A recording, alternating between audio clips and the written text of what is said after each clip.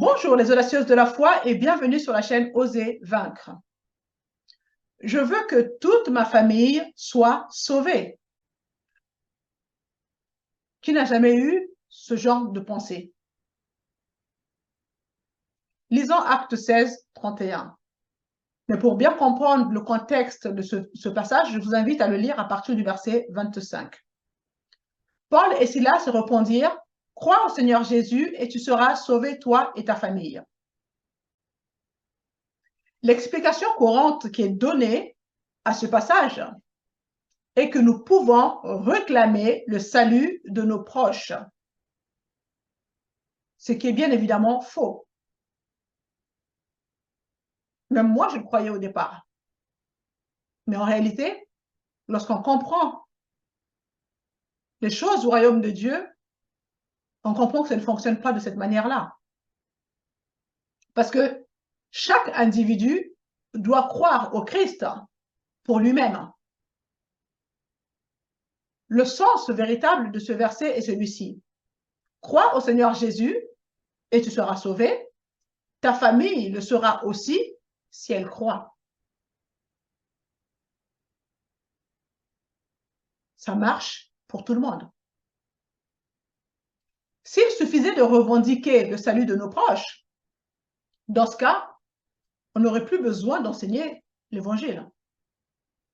Il suffirait simplement de se concentrer sur ce point et mobiliser toutes les églises à réclamer le salut de chaque membre de chaque famille. Puis une fois sauvés, ces personnes-là pourraient à leur tour également réclamer le salut de leurs proches. Vous voyez? On pourrait ainsi réclamer le salut du monde entier en un instant, ainsi personne n'irait en enfer. Ce serait extraordinaire si c'était aussi simple. Non. On pourrait donc se demander pourquoi la Bible nous parle de l'enfer. Dans la Bible, on nous parle du feu de la géhenne. Pourquoi? Pourquoi Satan s'acharne à nous nuire au point de nous emmener au même endroit que lui, à savoir en enfer? Vous voyez, tout ça, ça n'a pas de sens. Pour être sauvé, vous devez absolument croire pour vous-même. Car la Bible déclare que nous naissons spirituellement, non pas par la semence d'un homme, mais par la semence de la parole de Dieu. Lisons la parole de Dieu. Car vous êtes nés à une vie nouvelle, non d'un homme mortel, mais d'une semence immortelle, la parole vivante et éternelle de Dieu. Donc nous voyons que la semence de la parole de Dieu doit être plantée dans le cœur de la personne. Et sans cette étape, le salut est inaccessible. Vous comprenez? De la même manière que une femme ne peut pas mettre au monde s'il n'y a pas l'homme qui met sa semence. Mais là, c'est pareil. Spirituellement parlant, c'est ça. Il faut que la semence de la parole de Dieu soit plantée dans le cœur de la personne pour qu'elle puisse naître de nouveau. Je pense que ça illustre bien les choses. Donc, vous ne pouvez pas sauver une personne uniquement par votre foi. Jésus n'a pas formé des guerriers de la prière, ni des intercesseurs dans le but d'aller réclamer le salut des membres de chaque personne. Il a formé des disciples, puis il les a envoyés prêcher la bonne nouvelle qu'est l'Évangile. Et l'Évangile, c'est ce que nous dit Romains 1, verset 16, il dit que c'est l'apôtre Paul qui parle en disant « Car je suis fier de l'Évangile, c'est la puissance de Dieu par laquelle il sauve tous ceux qui croient, les Juifs d'abord et aussi les non-Juifs. » L'apôtre Paul, qui a fait cette déclaration, n'était pas non plus entouré ni accompagné d'intercesseurs. Vous voyez, son travail a consisté à faire connaître l'évangile de Jésus-Christ pour que les gens sortent de leur ignorance, qu'ils passent des ténèbres à la lumière. C'était ça le travail de l'apôtre Paul. Son travail consistait donc à à libérer, à faire connaître la vérité de la parole de Dieu, cette vérité qui vous rend libre. Par ces enseignements, l'apôtre Paul a renversé les forteresses du père des mensonges, à savoir Satan. Il l'a fait par une démonstration de la puissance de la parole de Dieu. Parce que les gens ont reçu la parole de Dieu et cette parole a généré dans leur cœur la foi pour pouvoir croire la vérité de la parole de Dieu, à savoir que Jésus a traité le péché et que le salut est maintenant accessible. Vous voyez, répentez-vous, le royaume de Dieu est proche. Donc, c'est la puissance de la parole de Dieu qui fait ce travail dans le cœur des gens. Au lieu de passer votre temps enfermé dans la chambre à réclamer le salut de vos proches, vous devez plutôt prendre le temps pour semer la semence de la parole de Dieu dans le cœur des personnes pour lesquelles vous intercédez. Cela produira le salut. Puisque dans Romains 10, 17, il est dit, donc la foi naît du message que l'on entend. Et ce message est celui qui s'appuie sur la parole du Christ. La foi vient de ce qu'on entend et ce qu'on entend vient de la parole de Christ. Vous voyez, en entendant l'évangile, cela produit la foi de Dieu dans les cœurs de ces personnes en leur donnant cette capacité de croire et d'accepter l'évangile comme étant la vérité de la parole de Dieu. Vous voyez, en le faisant, ils recevront ensuite le salut qui leur est offert comme un cadeau. Puisque la Bible nous dit, dans Romains 6, 23, car le salaire du péché, c'est la mort, mais le don gratuit de Dieu, c'est la vie éternelle en Jésus-Christ, notre Seigneur. Quand vous lisez le parcours des héros de la foi dans la Bible, aucun n'avait des intercesseurs.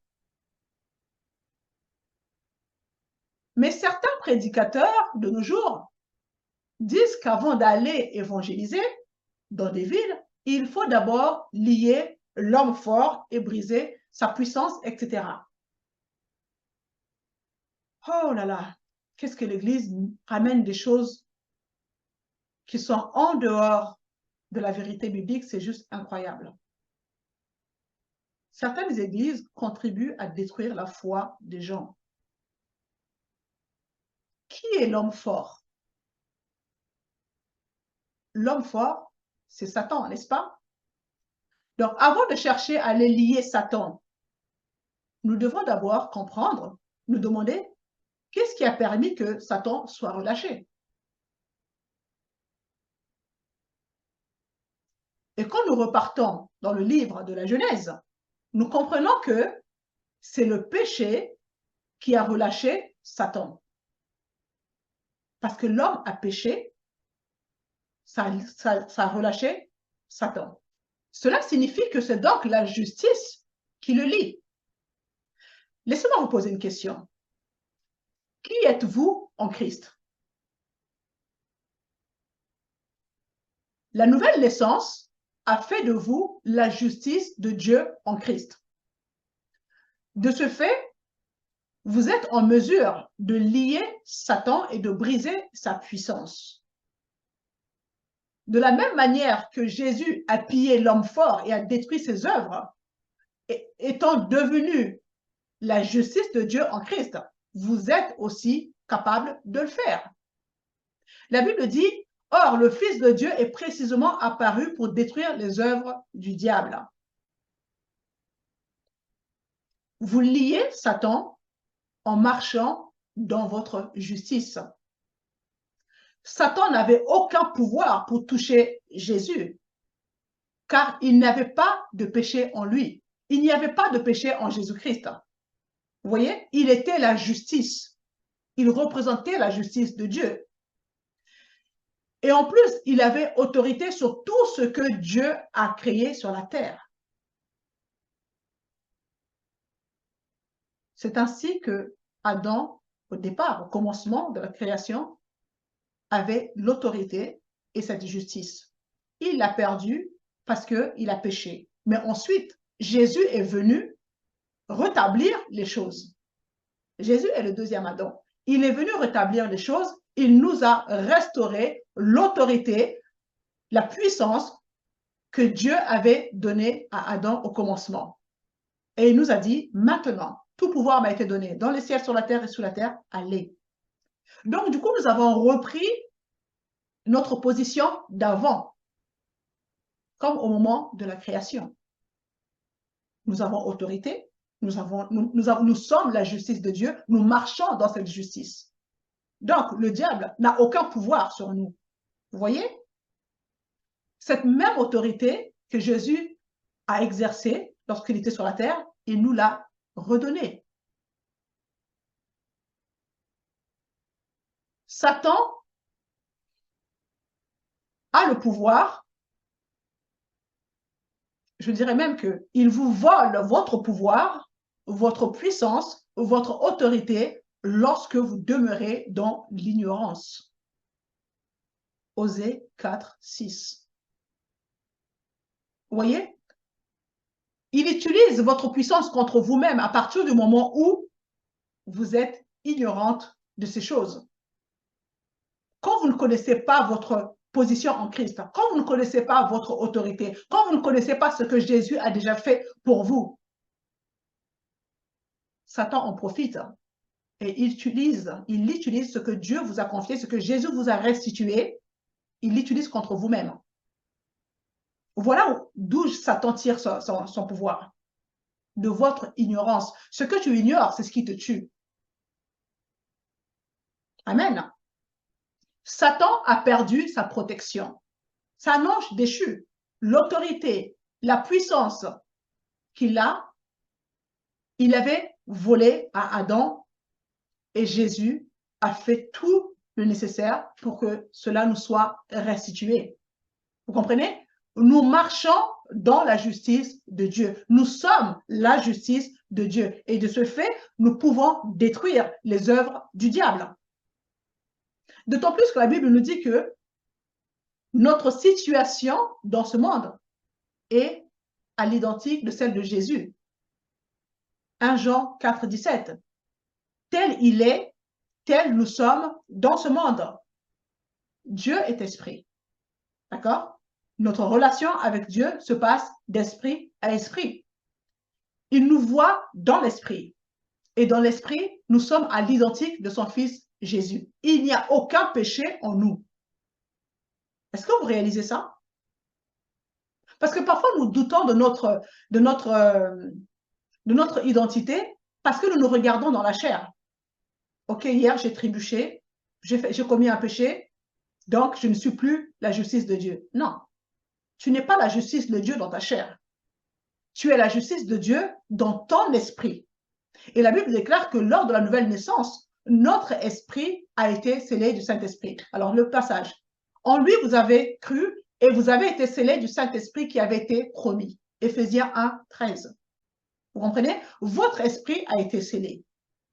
Le péché ne pénètre pas le sceau de votre esprit.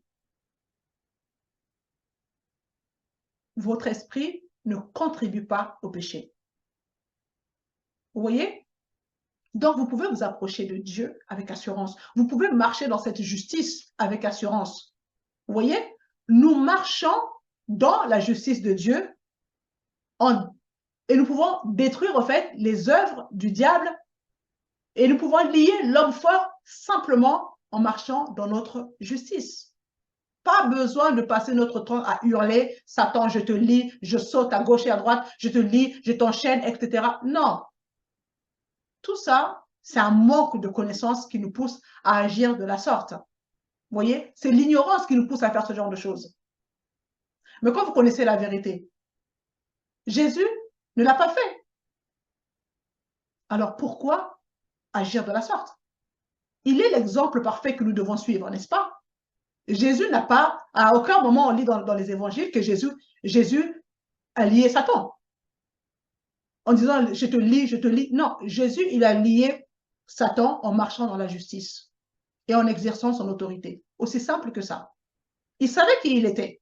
Il savait qu'il avait une domination, qu'il avait autorité sur tout ce que son père avait créé sur la terre. Et que comme en lui, il n'y avait aucun péché, c'est le péché qui donne accès à Satan pour vous toucher. Mais comme Jésus n'avait pas de péché en lui, Satan n'avait aucun pouvoir. Il ne pouvait pas le toucher. Vous voyez? Et c'est exactement la même chose pour nous. Si on se regarde selon l'esprit, mais pas selon notre chair. La chair pêche encore, mais votre esprit, non. Mais vous, vous êtes esprit avant tout. Le vrai vous est esprit. Vous comprenez? Donc, Satan, le combat avec Satan n'est pas charnel. Ça se passe dans l'esprit. Donc, en vous regardant dans l'esprit, comprenez que vous êtes la justice de Dieu. Ayez cette assurance quand vous marchez. Vous êtes la justice de Dieu. Vous avez domination, autorité sur tout ce que Dieu a créé. Satan ne peut pas vous toucher. Ça, c'est une vérité. Et quand vous êtes établi dans cette vérité, je peux vous dire que vous pouvez agir avec puissance. Jésus n'a pas agi en disant « Satan, je te lie, etc. etc. » Donc, vous ne le faites pas. Suivez l'exemple. Voici quelque chose qui va vous étonner. Savez-vous que Satan a participé au dernier repas que Jésus a partagé avec ses disciples? Étonnant. Parce que la Bible dit que Satan est entré dans Judas, l'un des disciples de Jésus. Et Jésus le savait. Mais pour autant, il ne l'a pas chassé. Il ne l'a pas chassé de la table de la communion. Il l'a laissé. Alors oui, les démons existent. Ils peuvent entraver les villes ainsi que les vies des gens. C'est la vérité. Et même, ils peuvent aussi entraver le service dans l'Église. Beaucoup de personnes ont développé cette habitude d'invoquer le sang de Jésus lorsqu'on commence les réunions de prière pour soi-disant chasser les démons. Et pourtant, Jésus lui-même ne l'a pas fait, alors que Satan participait au repas de la communion. Jésus ne l'a pas chassé. Satan était rentré dans Judas. Un esprit mauvais qui est rentré dans Judas. Mais Jésus, qui le savait, ne l'a pas chassé. Ça mérite quand même réflexion. Alors pourquoi nous on agit de la sorte? Si le fait de plaider le sang de Jésus pouvait réellement repousser, éloigner les démons, lors des réunions à l'église par exemple, alors les églises seraient certainement vides. Car beaucoup sont opprimés dans leur vie quotidienne. L'oppression est une réalité dans la vie de plusieurs personnes. Beaucoup d'enfants de Dieu vivent l'oppression au quotidien. Mais merci Seigneur de ce que la parole de Dieu ne fait pas de distinction entre celui qui est possédé et celui qui est opprimé par le diable.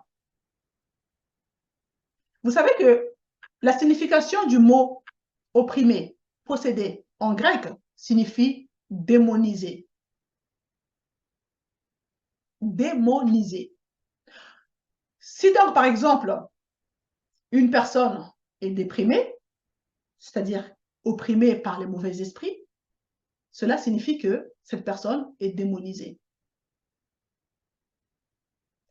Vous imaginez un peu le nombre de personnes qui sont dans cet état, que ce soit dans l'Église ou dans notre cercle d'amis? Il y a beaucoup de personnes qui vivent dans la dépression.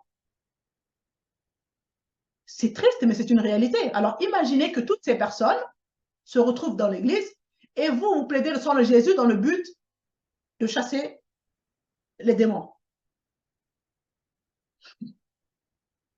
Autrement dit, de nombreuses personnes quitteraient l'Église. Parce qu'il y a beaucoup de maladies qui sont d'origine démoniaque. Ce sont les mauvais esprits qui se sont installés dans les corps des gens pour les détruire. Donc, vous voyez, c'est l'œuvre de l'ennemi, ce sont les démons qui agissent. Donc, si vous plaidez le sang de Jésus dans le but de chasser les démons, les églises seraient vides. Alors que ces personnes viennent dans l'église dans l'espoir de recevoir la guérison, la délivrance, etc. Alors, si vous les chassez, où est l'amour de Dieu dans tout ça? Parce que Dieu ne fait pas la distinction entre la personne qui est démonisée ou la personne qui vit parfaitement sans avoir ce genre de manifestation, dans sa vie. Vous voyez? La parole de Dieu ne fait pas de distinction. Dieu aime toutes ces personnes. Qu'elles soient démonisées ou non, Dieu les aime. Et donc, cessons nos superstitions que nous ramenons dans l'Église, alors que toutes ces choses ne sont pas bibliques. Vous voyez? Ce n'est pas biblique. Les fausses croyances que nous développons tuent la foi des gens. Les gens finissent par croire qu'effectivement, elles sont remplies de démons et voient du coup la manifestation de ces choses dans leur vie. Parce qu'effectivement, si on voit le pasteur qui passe son temps à lier, chasser les démons, etc., ben on croit qu'effectivement, les démons sont là. Et donc, du coup, ben quand elles commencent à le croire, ben les manifestations deviennent réelles dans leur propre vie. Vous voyez? On ne peut pas, pour revenir au sujet de mon partage, on ne peut pas réclamer le salut de quelqu'un par force. Ce n'est pas possible. Contre son gré, ce n'est pas possible. On enseigne dans l'Église à réclamer le salut d'un tel et de lier les démons qui agissent dans sa vie. Et pendant ce temps, il n'y a personne pour annoncer la bonne nouvelle de l'Évangile aux gens à l'extérieur. Comprenez que le diable crée une diversion pour vous empêcher de proclamer le message du salut à l'extérieur. La parole de Dieu doit parvenir jusqu'à la personne et pénétrer dans son cœur pour qu'elle puisse changer. Vous comprenez? Vous réclamez dans vos prières le salut d'un membre de votre famille ou d'un ami, un collègue, etc. Peu importe. Mais avez-vous envisagé l'éventualité que cette personne ne veuille pas être sauvée? La personne se plaît dans sa vie de péché, loin de Dieu. Malheureusement, je connais ce genre de personnes autour de moi qui ont fait ce choix de ne pas recevoir Christ. Des personnes qui sont impliquées dans la sorcellerie, mais ont fait le choix de rester là-dedans. Alors, que faire dans ce genre de cas? Est-ce utile de continuer de prier ainsi? De réclamer leur salut?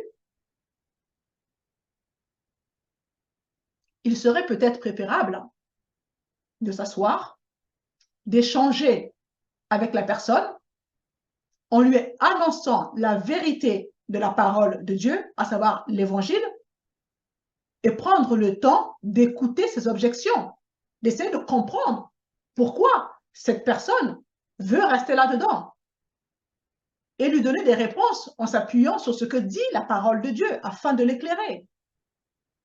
Parce que vous voyez, en faisant cela, le Saint-Esprit est en vous et c'est lui qui convainc la personne du péché. Ce n'est pas à vous de convaincre la personne. Ce n'est pas votre travail. Vous êtes la bouche de Jésus pour annoncer l'évangile. L'évangile contient la puissance pour libérer cette personne, mais c'est le Saint-Esprit en vous qui convainc la personne. Vous comprenez? Nous devons mettre en avant le fait de communiquer la vérité aux gens et de cesser de créer des prières que nous faisons à distance pour que les gens soient sauvés. C'est une perte de temps. C'est une perte de temps. Là où tu passes 1 heure enfermé dans ta chambre à réclamer le salut de quelqu'un, va voir la personne, discute avec la personne, libère l'évangile avec amour. Vous voyez, c'est une stratégie de l'ennemi pour nous tenir loin des gens qui ont besoin d'entendre l'évangile. Romains 10, 17, la foi vient de ce qu'on entend. Et ce qu'on entend vient de la parole de Christ. Vous voyez? Comprenez que les esprits mauvais ne peuvent dominer ou contrôler quelqu'un contre son gré. Ces entités prennent leur pouvoir dans nos mauvaises croyances. En croyant au mensonge du diable, nous coopérons avec ses désirs impurs. De même, le péché ne vous tombe pas dessus. Nous coopérons avec le péché par nos pensées, par nos actes, les actions que nous mettons en place. Vous voyez? Il y a une coopération de notre part. Si vous croyez avoir des démons en vous, alors ils viendront tout simplement s'installer et vous commencerez à ressentir, à voir leur manifestation dans votre vie, puisque vous le croyez. Vous me suivez? La Bible nous dit qu'il vous sera fait selon votre foi. La foi fonctionne pour les choses bonnes ou pour des choses mauvaises. Cessez de réclamer le salut de vos proches, mais annoncez-leur la vérité de la parole de Dieu qui contient la puissance pour sauver. Le Saint-Esprit va vous guider et va faire son travail, celui de convaincre les gens du péché.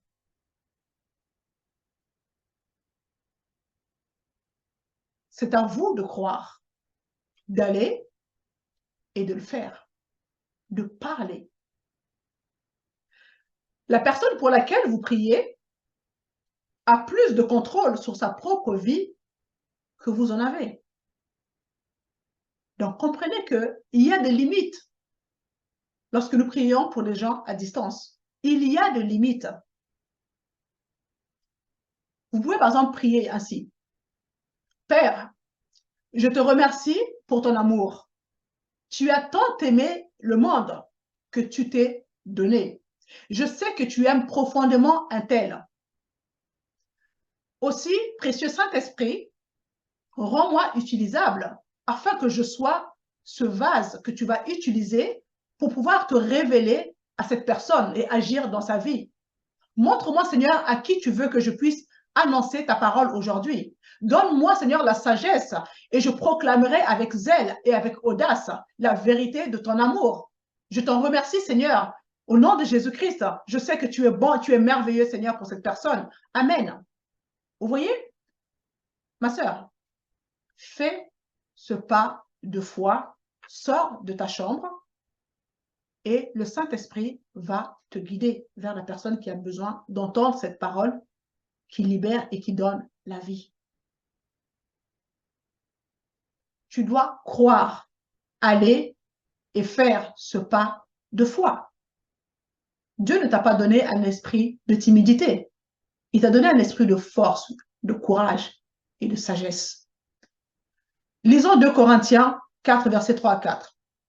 Si notre évangile est encore voilé, il est voilé pour ceux qui périssent. Pour les incrédules, dont le Dieu de ce siècle a aveuglé l'intelligence afin qu'ils ne vissent pas briller la splendeur de l'évangile de la gloire de Christ, qui est l'image de Dieu. Ce passage nous révèle que l'inconverti est sous l'influence d'une tromperie démoniaque. Vous voyez? Son intelligence est obscurcie. Nous devons donc lier l'aveuglement qui est sur cette personne incrédule pour que le Seigneur puisse toucher cette personne. Lisons la parole de Dieu. Le Seigneur ne tarde pas dans l'accomplissement de la promesse, comme quelques-uns le croient, mais il use de patience envers vous, ne voulant pas qu'aucun périsse, mais voulant que tous arrivent à la repentance. En s'appuyant sur ce passage que je viens de lire, on peut prier ainsi. Père, tu veux qu'aucun ne périsse, mais que tous parvienne à la repentance. Tu aimes cette personne plus que moi. Je n'ai donc pas besoin de t'implorer. Merci pour l'amour que tu lui portes, sachant que cette personne est sous l'influence d'une tromperie démoniaque. Je lis cet aveuglement au nom de Jésus-Christ. Amen. Vous comprenez? Il est à noter que cet ordre, le fait de pouvoir lier cet esprit d'aveuglement, ne va pas totalement libérer cette personne, mais va la soulager temporairement. Pourquoi? Parce que cette personne a plus de contrôle sur sa propre vie que vous en avez. Une personne qui a fait le choix de vivre dans ce mode de vie de péché a bien sûr le pouvoir d'annuler votre prière et de rester dans les ténèbres. Raison pour laquelle vous avez besoin parfois de réitérer plusieurs fois votre prière. Si vous faites cette prière pour vous-même, alors une seule fois suffit. Puis louer, adorer Dieu de ce que c'est accompli. Vous comprenez? Refaire cette même prière plusieurs fois pour vous-même, c'est une forme d'incrédulité. Tandis que vous avez prié, vous avez lié l'esprit d'aveuglement dans la vie de l'inconverti, alors que le Seigneur est en train de faire son travail pour convaincre de péché cette personne, la personne peut annuler cette prière de façon ignorante. Par exemple, vous priez, vous liez l'esprit d'aveuglement dans la vie de cette personne, Dieu est en train d'agir dans le cœur de cette personne, parce que n'oubliez pas que Dieu est esprit, d'accord? Et cette personne se dit en lui-même, mais qu'est-ce qui m'arrive? Pourquoi est-ce que je m'intéresse maintenant aux choses de Dieu? Pourquoi est-ce que je ressens en moi le désir d'aller à l'église? Oh, cela doit venir certainement du diable. Tiens, je vais me prendre un verre et je vais oublier tout ça. Vous voyez?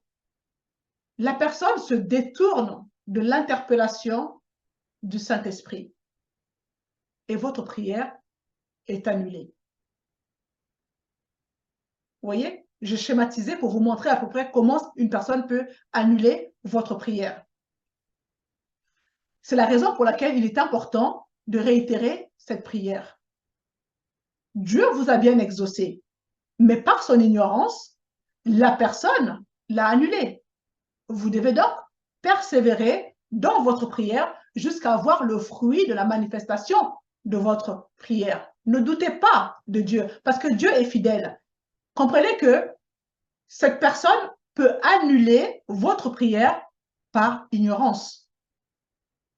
Tout d'un coup, elle ressent dans son cœur quelque chose qui la pousse à lire la Bible, quelque chose qui la pousse à s'intéresser aux choses de l'Église.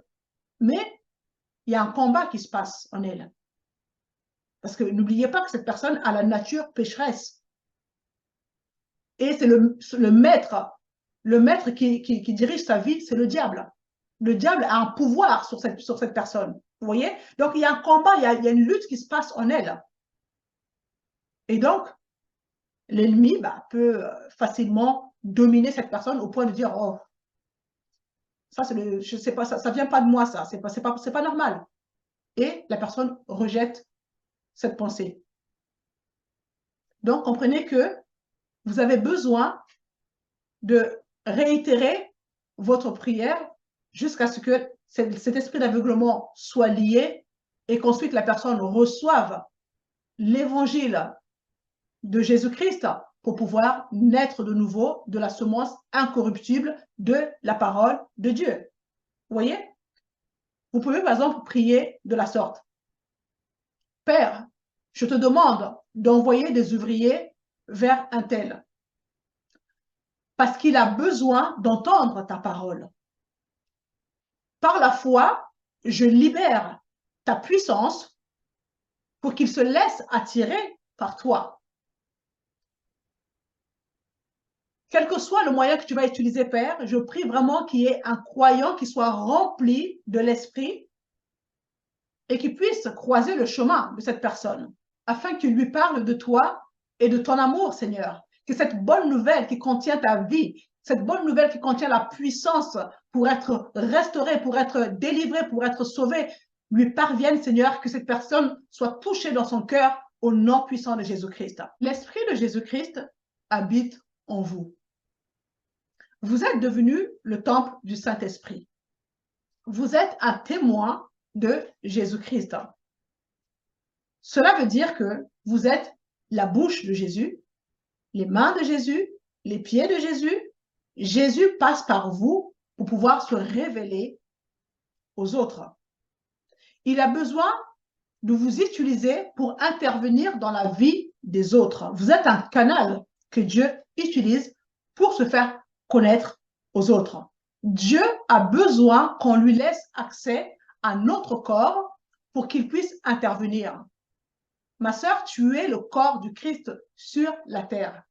L'inconverti a besoin de la prière d'un chrétien, mais le chrétien n'a pas besoin de supplier Dieu comme s'il n'aimait pas l'inconverti.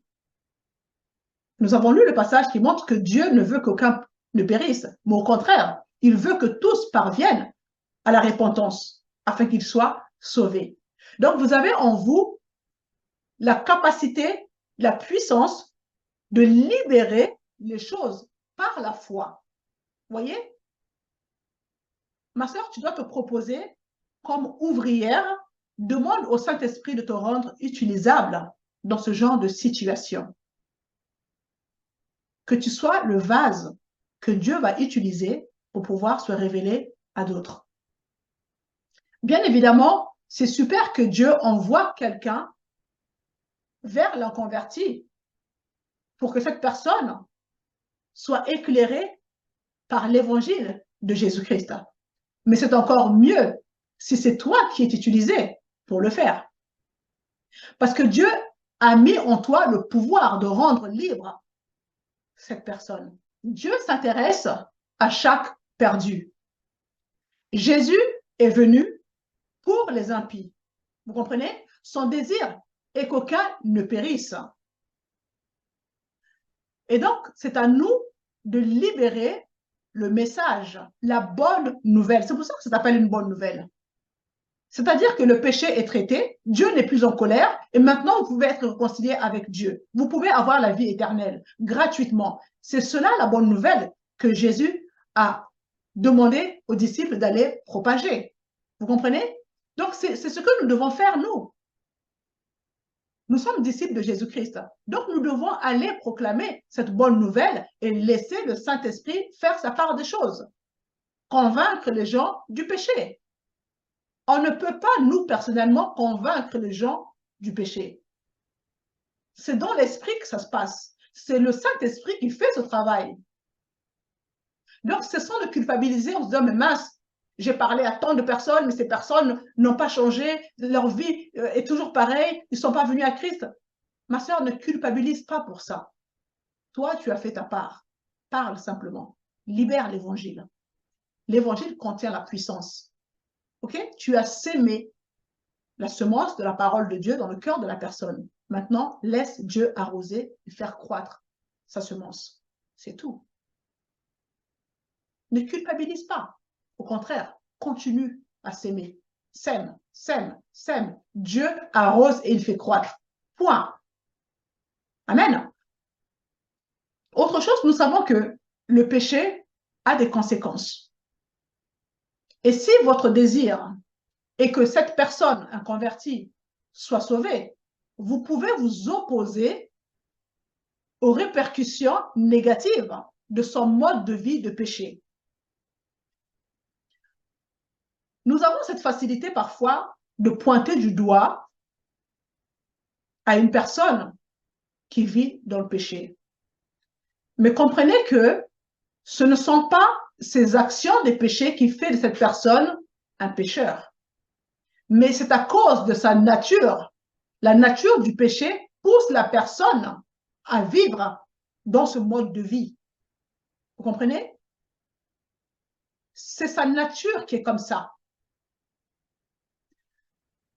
Et donc, cette nature l'influence la pousse à commettre les actes du péché.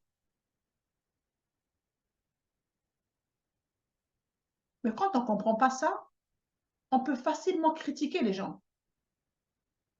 On critique. Ah, t'as vu comment elle vit? Ah, t'as vu ceci? Ah, t'as vu cela? Dieu n'aime pas ça. C'est pas de sa faute. Elle est sous influence de la nature du péché. Elle est contrôlée par la nature du péché. Vous comprenez? C'est pourquoi nous devons leur annoncer la bonne nouvelle pour détruire les œuvres du diable. Vous pouvez prier ainsi.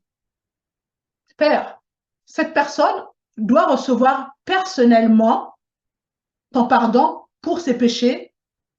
Et en revanche, selon Jean, chapitre 20, verset 23, je m'oppose maintenant aux effets néfastes de ses péchés. Satan, même si cette personne t'a ouvert une porte, je ne te permets pas de lui infliger la maladie ou quoi que ce soit d'autre. Je menace tout ce que tu as prévu comme châtiment contre cette personne au nom de Jésus-Christ. Amen. Vous voyez? Cette prière peut accorder à cette personne une certaine protection, mais comprenez que cette personne a la possibilité aussi de l'annuler. Vous devez donc réitérer cette prière. Vous devez persévérer.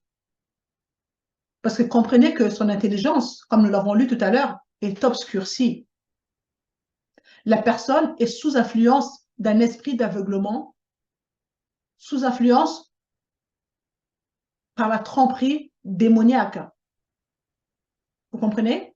Donc, vous pouvez avoir ce cœur d'amour à faire ce genre de prière pour détruire les conséquences de son mode de vie de péché, mais sachez que l'ennemi de son côté aussi ne lâche pas prise facilement, il ne libère pas facilement sa proie. Continuez à libérer la puissance de la protection de Dieu dans la vie de cette personne jusqu'à ce que cette personne puisse répondre favorablement. Ne vous découragez pas. Si vraiment le salut de cette personne vous tient à cœur, alors persévérez dans la prière. Dieu est fidèle. Mais vous ne pouvez pas forcer cette personne à recevoir le salut, mais vous pouvez exercer une pression spirituelle positive et la puissance de Dieu sera libérée dans sa vie. Amen. Vous savez, Jésus, qui est l'intercesseur parfait, lorsqu'il était sur la terre, il n'a pas pu convaincre tout le monde par sa seule foi. Et d'ailleurs, l'apôtre Paul l'a réitéré dans 1 Corinthiens 7, verset 16. Il dit, « Car que sais-tu, femme, si tu sauveras ton mari? Ou que sais-tu, mari, si tu sauveras ta femme? »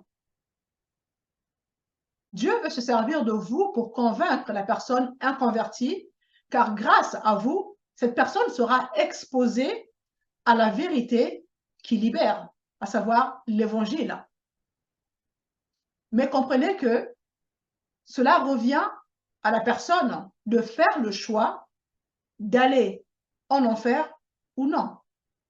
Dieu ne force personne à venir vers son Fils Jésus. Amen. Il nous a laissé le libre arbitre. Nous avons le choix de le suivre ou de le rejeter. J'espère que cela vous a éclairé, édifié.